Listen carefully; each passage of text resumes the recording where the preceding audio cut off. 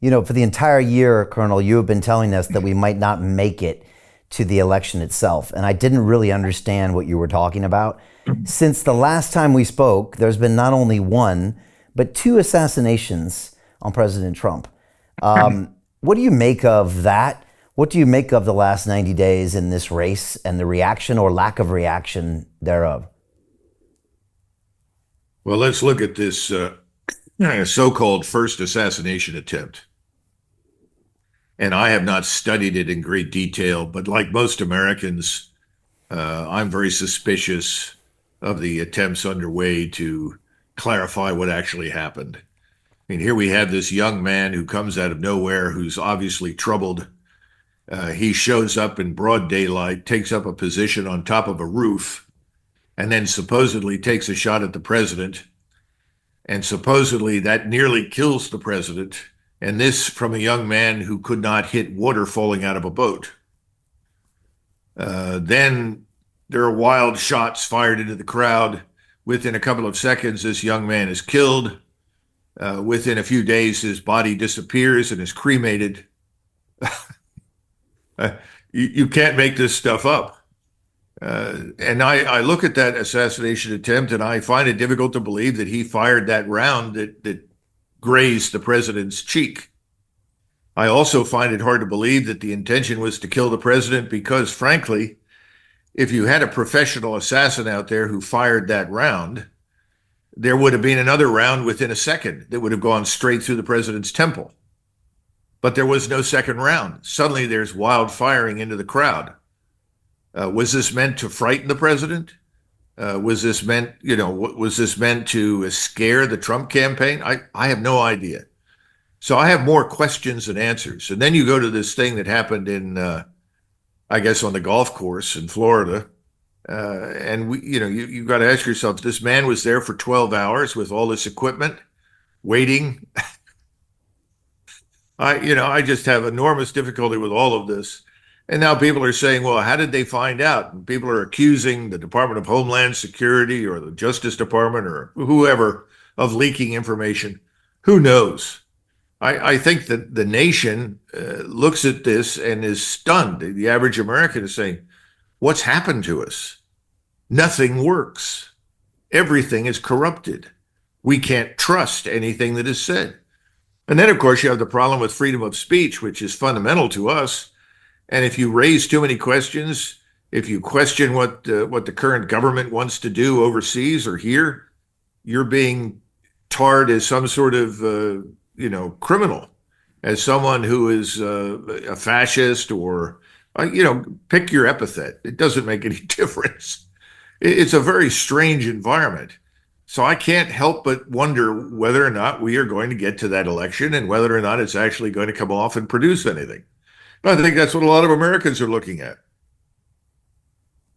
What do you think will be worse for fallout if Harris wins or Trump wins? Because neither side is going to be satisfied, and both sides are going to, I think, put up hell for months afterwards. How do you think that happens? Because one of them is going to, quote unquote, win.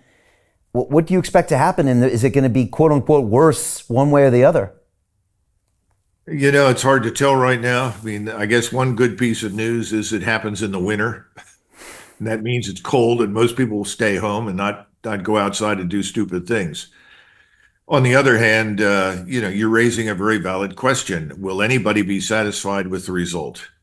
I don't know. I mean, we have a few examples in history where there were compromises reached, where you ended up with a president from one party and a vice president from another.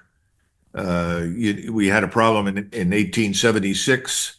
It looked as though the nation could descend once again into civil war. And there was a compromise reached where President Grant ended the Union occupation of the South. We had the U.S. Army down there, ended that occupation, ended what we called Reconstruction. And the Democrats in return said, all right, then we'll accept your president, your Republican president. But in reality, the Republican candidate really hadn't won. And you had people standing around who had fought in the Civil War said, we're not going to allow the Democrats to win at the ballot box what they could not win on the battlefield. So, I mean, we've been through some of these things in the past. Can we get through this? I hope so. I don't know. And then, of course, you have the wars overseas that are headed in very dangerous directions right now, in my judgment. And we haven't even talked about this perilous financial system that no one really addresses very much. And the solution is always the same: create more money. But creating more money is becoming difficult because we have this thing called BRICS now emerging, which is developing very rapidly into an alternative to the US dominated global financial system. And I think the global South, along with the principal BRICS members, are all fed up with us. Americans don't understand how often and how frequently we have sanctioned other people's economies and countries. They don't understand how we have weaponized the World Bank and the International Monetary Fund in order to impose our will. So I think there are a lot of things happening that Americans have no idea why. And they're really frustrated because no one is explaining anything to them. What they're hearing instead is, well, vote for me. I'm America first. Well, if you're really America first, get us out of Ukraine and put an end to this nonsense in the Middle East that risks metastasizing into a regional conflict that, frankly, no one is going to win. It'll be disastrous for everyone, but no one seems to be remotely interested in that. And then you have the open borders issue. Well, if you're going to close the borders, you might as well get ready for a war inside the United States. Only it won't be a civil war per se. It'll be a war against the drug cartels, because once you cut off the drugs, you're going to have lots of unhappy drug mafias in Mexico, Central America, and inside the United States who are going to want to reopen these borders in order to sustain their sales and income. We got a lot of things out there that people don't understand right now. So I think we're frankly looking in the wrong direction. And at the same time, you have people that are saying, well, elect so-and-so, elect Donald Trump or someone else, and that person will save us. And one of the things I keep trying to tell Americans is stop waiting around for someone to save you. You've got to save yourselves. You have to become informed. You have to act accordingly. That's difficult because Americans, let's face it, most Americans don't pay very much attention to what happens beyond their borders, number one. And they don't even pay very much attention to what happens in the neighboring town or city. They're really very locally focused. I mean, that's not a bad thing, by the way. You know, I see that as inherently positive. We used to regard that as positive. But now, unfortunately, we can't afford to do that any longer. Hey, I know investing in crypto is scary.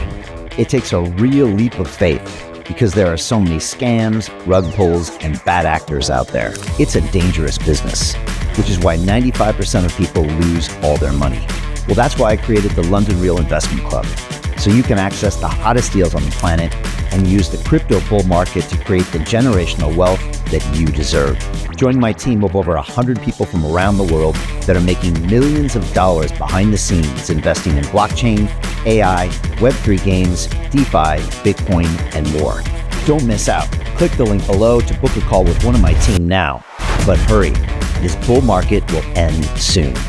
I know investing in crypto can be scary. That's why you gotta join the investment club. Pull the trigger. Let's do this.